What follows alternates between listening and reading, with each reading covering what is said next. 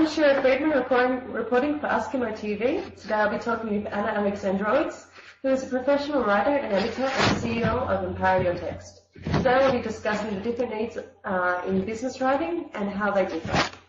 Hi, Anna. Hi, how are you? So, can you please... I'm good. How are you going? I'm good. So, can you explain what is business writing?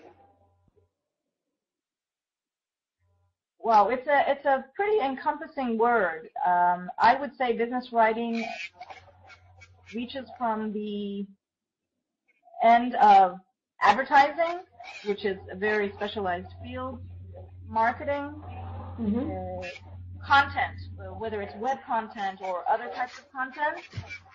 There's legal writing, obviously, again, a very specialized field. Technical writing, which has become more and more prevalent, again, a fairly specialized field. And correspondence, which is actually a pretty important part of business writing and not necessarily taught to people who are corresponding. I'd say those are the main ones, with the dominant ones obviously nowadays being websites, blogs, Facebook pages. They all have writing requirements. Okay. So how different are these different areas? What different skills do they involve? I'll talk about the ones that are sort of my strengths. Technical writing is a field where you need to be able to take something that's very complex and translate it into terms that whoever is then using the product, whether it's hardware, software, a machine, whatever, so that they can understand what they're doing. It's usually someone who is either has very little understanding or no understanding of what they're doing. And even if they are experts, they want to get through the process as quickly as possible. And the idea is that we really want to make the experience as easy as possible. The side of marketing is, you're drawing your clients in. The whole idea here is that you're going out to people, you're bringing in new customers, or you're getting your existing customers to buy something new or invest in something new. And this is much more promotional. Tends to be a lot more fun to write, I have to tell you, because you get to be a little more creative, a little more, fanciful, but you can sort of expand your abilities to use different metaphors and ideas, and even a little play on words, which you would not obviously do in technical writing. You also wouldn't do that in when you're writing a product description, because that needs to be very direct, proper, full of all the technical details that you want to get across. Web content, it depends what you're trying to get across. Again, that's it can be fairly light, remembering that your main, your landing page is the page that you want people to land and then get off to wherever you want them to go. So it should be fairly light, but it needs to be interesting. It needs to be engaging enough. And blogs tend to be sort of more rambly, and Facebook pages as well. You can go off on a tangent. You can talk a little bit more in depth. You can be a lot less informal and discuss different aspects of why your product is so great.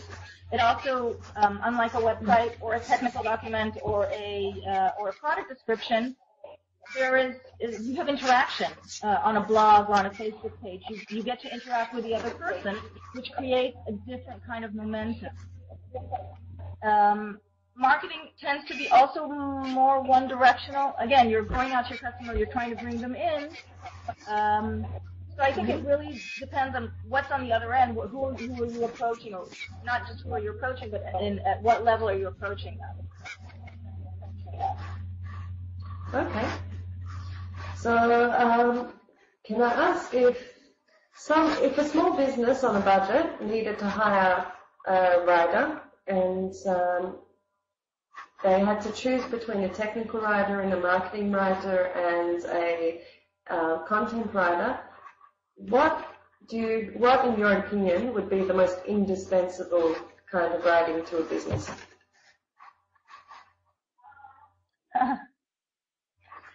I would say technical writing. I think that most technical writers, again, because, especially if they're experienced, they have enough technical know-how, they can probably provide anything else you need in terms of your marketing. I mean, I know marketing is a specialized field, but usually if they know the product, they can also help you write what you need from a marketing perspective. Same thing for your web content. Technical writing, you need to be able to understand what the product is and what it does, and not everyone can understand that. And I do really think that it needs a more specialized approach. So I may be biased here, but I tend to think that technical writers are critical here. It used to be, especially in Israel, you would say, oh, if you know English, you can write technical writing. It's not true. You need to be able to understand what the product does. You need to have a technical background, or at least learn a technical background, and then be able to present the information properly. So that would be my answer. Okay, and last question. For a small business who's on a budget, would it be a better idea for them to hire a full-time writer to do all their different writing, or to outsource their writing work? I think it works to outsource, because technical writing, actually most of these writings, they tend to have a wave and not be something that you need to do all the time. And especially a small company can't necessarily afford to hold on to someone on a full-time basis. And I think that working with a freelancer, or even better, you can work with an outsourcing company that maybe has different types of writers that will provide whatever services you need. That works really well. You get what you need at the time you need it. There is one drawback here, is that the person has to learn the product. Because they're not within the company, it's not something they've grown on. And especially if it's a fairly specialized field, like, I don't know, security software, that you need to be able to understand the aspects of security software, because there's things you can't and can't say, for example. So there is that slight drawback. But when you're a small company, I think that sort of rounding the edges there is okay. And then when you see that you need something on a full-time basis, then you could probably look for someone who's part-time or full-time who would be part of your team. But I definitely would say that it's fine to work with. Almost every company when I worked as a technical writer, when I showed up there, they'd already been working with either a freelancer or with an outsourcing company. It's a legitimate way of setting up. Okay, that's very clear and very good advice. Thank you for your time today. That's Aleksandrowicz, expert writer and editor, and the CEO of Empower Your Text. Thank you for your time. Thank you.